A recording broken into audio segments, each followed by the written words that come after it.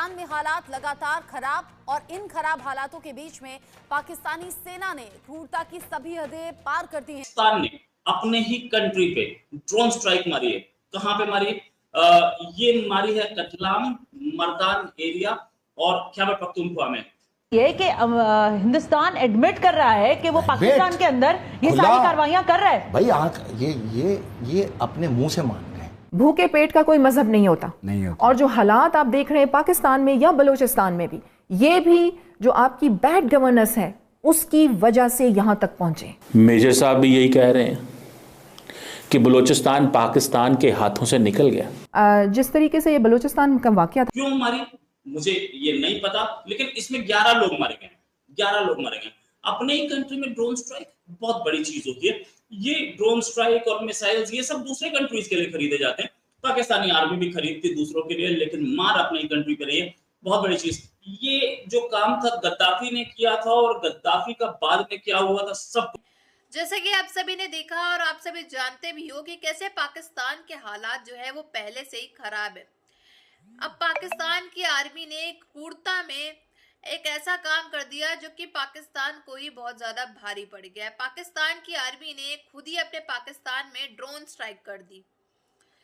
उसमें खबरें आ रही हैं कि 11 लोग जो हैं वो मारे गए। अब सवाल ये उठता है कि क्यों भाई अपने ही पाकिस्तान के अंदर इस पाकिस्तान की आर्मी ने क्यों ड्रोन स्ट्राइक कर दी। ये लोग ड्रोन लेते हैं ताकि दूसरों लोग के ऊपर ये कर सके अटैक, लेकिन भाई अपने ही देश में ये सब चीजें कौन करता है इसका खुलासा अभी जाहिर नहीं हुआ है कि आखिर क्यों पाकिस्तानी आर्मी ने ऐसा पाकिस्तान के साथ ही क्यों किया। और आप सभी जानते हो कि पाकिस्तान जो है वो भारत से चिढ़ता है और भारत की तरक्की देख देख के और ज्यादा चिढ़ता चला जा रहा है। अमेरिका के साथ उसके रिश्ते और अच्छे बनते देख के इस चीज में चिढ़ता जा रहा है। और बलूचिस्तान में जो हालात हैं वो भी आप जानते हो कि कैसे पाक आर्मी ने बलूचिस्तान के लोगों का जीना हराम कर दिया है। बार बार माइनॉरिटीज राइट्स को खराब करता है, मारपीट होती है माइनॉरिटीज के साथ। अच्छा एक चीज, चलो उनके अगर इस आरोप को मान भी लिया जाए तो क्या इस चीज को कोई डिनाई कर सकता है? क्या अपने ही लोगों पे ड्रोन अटैक मारा है? ये खबर अब हर जगह छपी है। ये कल रात आई थी। बोला ये जा रहा पाकिस्तान की तरफ से कि भैया ये ड्रोन स्ट्राइक की थी टीटीपी पे, लेकिन 10 सिविलियंस इसमें मारे गए। बहुत बड़ी चीज है। पाकिस्तानी आर्मी इतनी कमजोर है कि वो कहीं पे भी खड़ी हो जाएगी और वो बोलेगी ड्रोन स्ट्राइक मारो। हमने हमारे एयरफोर्स से बोला गया था कि नक्सलाइट्स के उस पर, नक्सलाइट्स जो एरिया हैं जो यहाँ पे नक्सल और माओवादी ऑपरेट करते हैं, एयरफोर्स से बोला गया था कि आप अपने यहाँ पे मारो इनके हाइट हाउस को। एयरफोर्स चीफ ने सीधे बोल दिया था कि मेरी एयरफोर्स दुश्मन के लिए है, अपने लोगों पे चलाने के लिए नहीं है। मैं रिकॉर्ड्स में स्टेटमेंट है, मैं निकाल के दिखा सकता हूँ। प्रेस कॉन्फ्रेंस में बोला गया ये बात। पाकिस्तानी एयरफोर्स के चीफ ये बात नहीं बोल पाए। एक चीज है, पाकिस्तानी एयरफोर्स, पाकिस्तानी नेवी और पाकिस्तानी आर्मी, तीनों में जितने भी लोग हैं सब सिविलियंस हैं। कोई ऐसा खानदानी पैदाइशी नहीं है जो कि आर्मी के हॉस्पिटल में ही पैदा हुआ और आर्मी कैंटोनमेंट में ही पढ़ा हुआ और आर्मी के कैंटोनमेंट के बाद फिर आर्मी में घुस गया और उसकी जिंदगी बाहर नहीं गया, या बाहर से कोई सामान नहीं खरीदता, या लोगों से बातचीत या रिश्तेदारी उसकी सिविलियंस नहीं है। तो ये कौन सा तरीका कि आप हमला कर रहे हैं, ड्रोन से स्ट्राइक मार रहे हैं, और वो भी ऐसी जगह पे जहां पे सिविलियंस रहते हैं। एक लंबा इंट्रोडक्शन था और एक लंबा इंट्रोडक्शन देना मेरी मजबूरी भी थी क्योंकि आपको सिचुएशन की ग्रेविटी नहीं पता थी।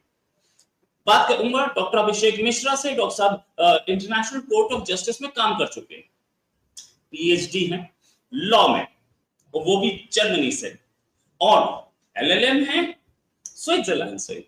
तो मतलब मैं इसीलिए इनका ये लंबा इंट्रोडक्शन आपको पहले से पता था, लेकिन मैं बता इसलिए रहा हूं कि जस्टिस में जो रादोवन कैरल्स, बिल्जाना प्लाविसेच, ऐसे बहुत से थे, ऐसे बहुत लोगों का हुआ। Yes correct. तो और हमारे साथ ही चलता था international criminal tribunal for the Rwanda. तो जो रवांडा में जो हुतू और तुत्सी के बीच में जो हुआ था, वो भी बारगा वीजा केस और ये सब हमारे सामने चलता था। तो मैं वहां पर था हेग में और इंटर्नशिप की, और दूसरा की मेरा जो एलएलएम है वो नेशनल यूनिवर्सिटी ऑफ सिंगापुर से है। वॉर वेज किया है, वो खारिज है, वो मुस्लिम नहीं है। सिंस दे आर नॉट मुस्लिम, इसलिए स्टेट उनके अगेंस्ट में एक्शन करेगा। This is the problem. when you create a religious state. अब चूंकि वो आप सिटीजनशिप तो उनकी ले नहीं सकते। आप समझिएगा, ये बहुत गूढ़ बात बता रहा हूं मैं दादा। आप सिटीजनशिप तो ले नहीं सकते, जैसे भारत के किसी भी नागरिक की सिटीजनशिप लेने का पावर भारत के सरकार के पास है ही नहीं है। नहीं तो खारजी हैं, भले मुर्तद की श्रेणी में ना हो मगर वो खारजी है। फिर उसके बाद अपने लोगों पे वो सारे के सारे हथियार चला रहे, वो उसकी वैलिडिटी आ रही है वहां से। तो ये तो आप सोचिए कि क्या और नहीं बनेगा। आप कौन सी देश है, जैसा आपने अपने इंट्रोडक्शन में कहा, कौन सा देश है जो अपने ही लोगों के ऊपर यार आर्मी में वो एयरफोर्स यूज करता। भारत में आज तक, ना कश्मीर में, न दांतेवाड़ा, ना छत्तीसगढ़ में कहीं भी नहीं यूज किया आज तक। बिल्कुल सही गन बैटल हुई है कि इंडियन आर्मी से जो है भारत के किसी लोग कह रहे कि हमको तहफ्फुज चाहिए। नहीं, इंडियन आर्मी ऐसा काम करती भी नहीं ना। आप ये सोचिए, पश्तो ये लोगों की आर्मी है ना। सर। ये लोगों की आर्मी है ना। इसकी तो इस भारतीय आर्मी में तो हमारे ही आपके परिवार के लोग जाएंगे। इनकी तो लॉयल्टी देश की धरती के प्रति है ना, किसी रिलीजन के प्रति नहीं है। मगर पाकिस्तान में धरती के प्रति नहीं है उनकी लॉयल्टी। उनकी लॉयल्टी इस्लाम के प्रति है। और मजे की बात है, बदर भी लड़ रहा था तूने साथी मुसलमानों को भी मारा है। कौन है तू? मतलब कहां मैं डालूं? मैं इसीलिए कह रहा हूं, देखिए, अरबी जन्नत में जाएंगे हम, आप दादा स्वर्ग में जाएंगे, ठीक है। और ये जो पाकिस्तानी है ये साले कहीं नहीं जाएंगे। ये बीच में इन्हीं लोगों के लिए त्रिशंकु ने एक स्वर्ग बनाया था। ये चीज के डॉक्टर साहब, एक चीज कि इंडिया जिस तरीके से काम करता है, हमारी आर्मी जो है वो सबके लिए है। और वो इंटरनेशनल आर्म कॉन्फ्लिक्ट था या वो डोमेस्टिक आर्म कॉन्फ्लिक्ट था, यानी नॉन इंटरनेशनल आर्म कॉन्फ्लिक्ट था। अगर तो वो नॉन इंटरनेशनल आर्म कॉन्फ्लिक्ट था तो सिक्योरिटी काउंसिल कोई भी ऐसा जो एक ट्राइब्यूनल बनाया था वैसा ट्राइब्यूनल बना नहीं सकता था। और इंटरनेशनल ह्यूमैनिटेरियन लॉ, जिसको कि 4 जेनेवा कन्वेंशंस के फॉर्म में कोडिफिकेशन है, उसकी एप्लीकेशन नहीं होती। तो मुझे आज भी याद है, उस केस का नाम है तादिच वर्सेस अपील, तादिच वर्सेस प्रोसिक्यूटर का केस है। उसमें मेजर साहब भी यही कह रहे हैं कि बलूचिस्तान पाकिस्तान के हाथों से निकल गया। जिस तरीके से ये बलूचिस्तान का वाकया था जावर एक्सप्रेस का, इसमें ट्रेंड एलिमेंट्स आपको नजर आए। आप देखें कि किस तरीके से उन्होंने ऑपरेशन किया और उनके पास जो जदीद असला था वो आपका भारत से आया, और आया कहां से? आपके अफगानिस्तान के रास्ते से आया। ये जितनी प्रोडक्शन कर रहे हैं ना, 4200 अरब डॉलर की जो मैशियत बता रहे हैं, इनकी मैशियत के ऊपर सारे मिसाइल यमन नहीं मारने। जिस तरह ये इस्लाम के खिलाफ नजर आए, चाहे इसराइल के साथ करेंगे, फिर वो यहाँ पर एक शख्सियत का नाम लेते हैं कि हम उनको अपने यौम दिफा पर बुलवाएंगे। ये किस तरह की बयानबाजी? इंडिया क्या कर रहा है इस सब के अंदर? बेसिकली हम सारे हिंदुस्तानियों को तो नहीं कहेंगे, लेकिन उनकी खामोशी इनके साथ शामिल करती है एक मखसूस माइंडसेट है जो इंतहा पसंद हिंदुओं का है। इसमें फौजी भी हैं, सहाफ़ी भी हैं, जर्नलिस्ट भी हैं, सियासतदान भी हैं, हुक्मरान भी हैं, सारे ही हैं। उसमें ये रॉ भी है। देखिए, मेरे से एक बड़ी अखंड भारत जो मेरी 20वीं रिसर्च सब्जेक्ट था, उसके अंदर मेरे से एक गलती हुई कि मैंने रिसर्च करते हुए उनकी ज़हन कर रहे भाई आँख ये अपने मुंह से मान गए। पहले तो ये वर्बली बातें थी ना, अब तो ये मुंह से मान गए ना। अब इसके बाद तो आपको किसी सबूत की जरूरत नहीं। मुल्क में जो अलहदगी पसंद चल रही है छोड़ें इसको, मैं आपको इनका हल देखें। जब इन्होंने इसराइल के अंदर फलस्तीनियों को मारा तो मैंने आपसे कहा था यमन इनके जहाज डुबोए। अब तक 6 जहाज डुबोए। जैसा कि आप सभी जानते ही हो कि पाकिस्तान की जो हालात है वो पहले से ही बद से बदतर हैं, लेकिन भाई पाकिस्तान के अंदर हमले जो हैं वो थमने का नाम नहीं ले रहे हैं। अब तो खबरें आई हैं, जैसे कि आपने देखा कि पाकिस्तान ने खुद ही अपने ऊपर ड्रोन अटैक कर दिया, ड्रोन स्ट्राइक कर दी।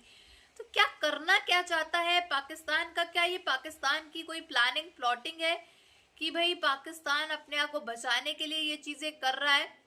क्योंकि भाई पाकिस्तान की आर्मी तो हमेशा ड्रोन इसलिए खरीदती है ताकि वो दूसरों पे अटैक कर सके, लेकिन भाई पाकिस्तान ने अपने साथ ही ऐसा क्यों किया, अपने ऊपर ही क्यों अटैक किया? ये बहुत बड़ी खबर है, लेकिन इस चीज के बारे में कोई क्लैरिटी सामने नहीं आई कि भाई पाकिस्तान ने ऐसा किया तो भाई क्यों किया। और आप सभी जानते हो कि आज ईद का मौका है, ईद के दिन भी पाकिस्तान के अंदर इतने हमले हुए हैं।